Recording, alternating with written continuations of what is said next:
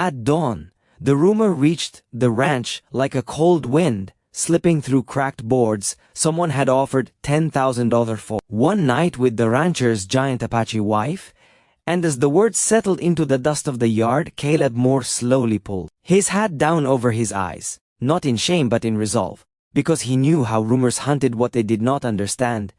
because he knew his life had been stitched together by moments like this, moments when fear and money tried to name love something ugly. Caleb had come west with little more than a mule, a hammer, and a promise he made to himself after burying his brother that he would never profit from another person's pain. And years earlier that promise had been tested when he found Nia alone near a burned-out trading post, taller than any man he knew, her shoulders broad with strength earned from carrying water for others, her face marked by old grief and new courage. And the world had taught him to see her as a threat or a prize, but his heart, stubborn as the land, recognized a fellow survivor. Their marriage was not born of conquest or secrecy, but of small, human choices, sharing bread, mending fences together, learning each other's silences, and yet whispers followed them like coyotes, growing bolder, when a gambler named Harlan rode in with city boots and a smile sharp enough to cut, flash cash, and telling stories that turned people into objects,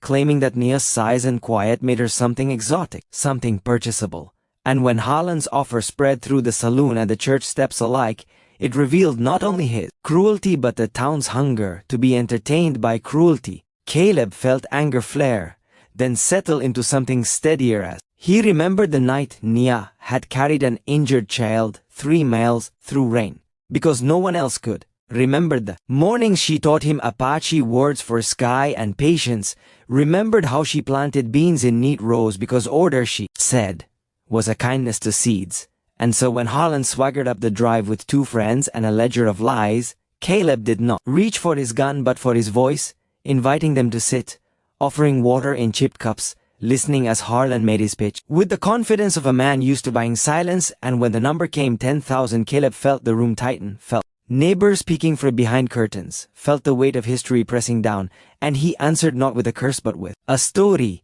telling Harlan about the winter when the river froze and Nia broke ice with her bare hands to save the livestock of a family who had once turned her way, telling him about the graves she tended on a hill no one visited, telling him about the night she sang to the dark because grief needed a witness. And as he spoke, something unexpected happened. Harlan's laughter faltered, not because he had become kind, but because he was bored by anything that could not be bought quickly. And so he sneered and pushed the money forward, and Caleb, heart steady now, pushed it back and said that love was not for sale and neither was dignity, and that if Harlan wanted a night to remember he could spend it fixing the fence he'd broken riding in. The men left angry, but anger has a way of echoing, and by evening a crowd gathered, some curious, some protective, some ashamed. And Nia stepped out then, tall against the fading light, not to be defended but to speak for herself, telling them in a voice calm as river stones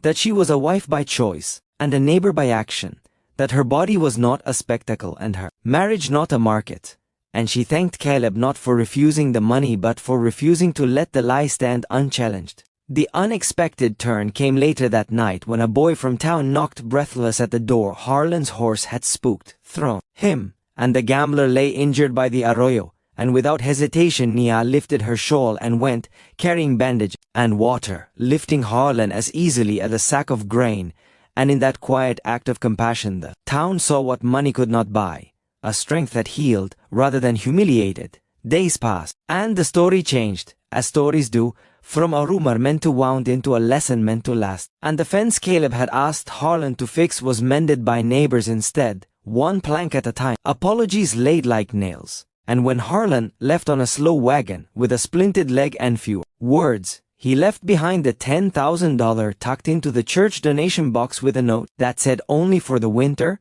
and Caleb understood then that even flawed hearts could be moved by undeserved mercy. The emotional climax came not in a fight but in a gathering weeks later, when snow threatened, and the town brought supplies to the ranch unasked, when a woman who had once whispered offered bread, when a man who had laughed offered work, and Nia, standing taller than ever, accepted not out of need but out of hope. teaching them the Apache word she loved most. Sixtedi, the work of making amends. And as the winter settled and the land rested, the rumor finally died, replaced by something truer, that dignity grows where kindness is practiced, that love is measured by what it protects, and that humanity is strongest when it refuses to turn people into prices, leaving anyone who heard the story with a warmth that lingered like a hearth fire, a reminder that even in a hard world, compassion can still change the weather.